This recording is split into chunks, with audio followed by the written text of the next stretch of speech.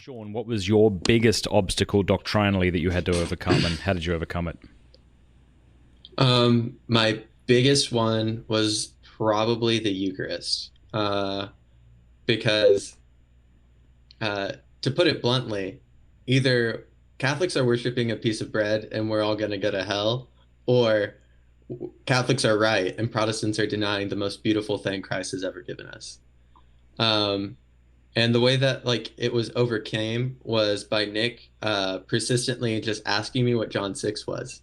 Um, and I tried to symbolically interpret John 6. I think I believe it's Zwingli. He goes down a few more verses, just kind of skims through the bread of life discourse and goes, um, uh, man should not live on bread alone, but from the every word of the Spirit of God. And he's like, see, there's more to it, but Mm-hmm.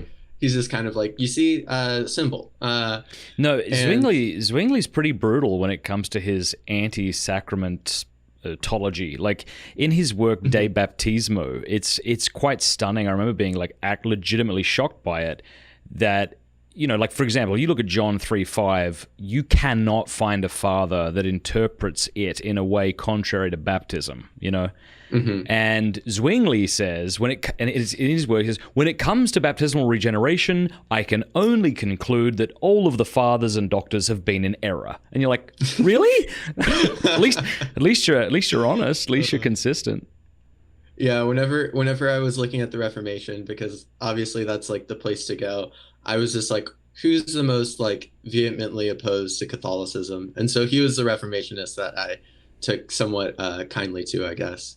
But yeah, Okay.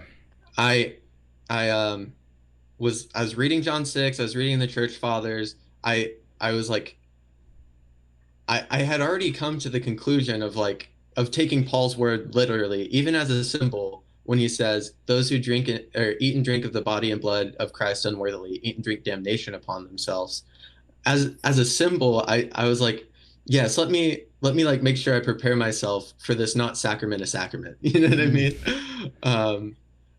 And so I honestly think I was just graced by God one day to realize the two extremes, the two absurdums. Is this is God giving us the most beautiful love story, or this is just merely a piece of bread?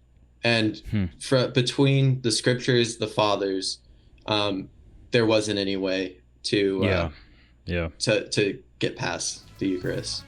Thank you for watching this clip. You can click here to watch the full episode. And I want to say a big thanks to our sponsors and to our amazing patrons for making all of this possible. Please do us a favor before you go. Click that subscribe button and then the bell. And that way YouTube will be forced to let you know every time we put out a new episode.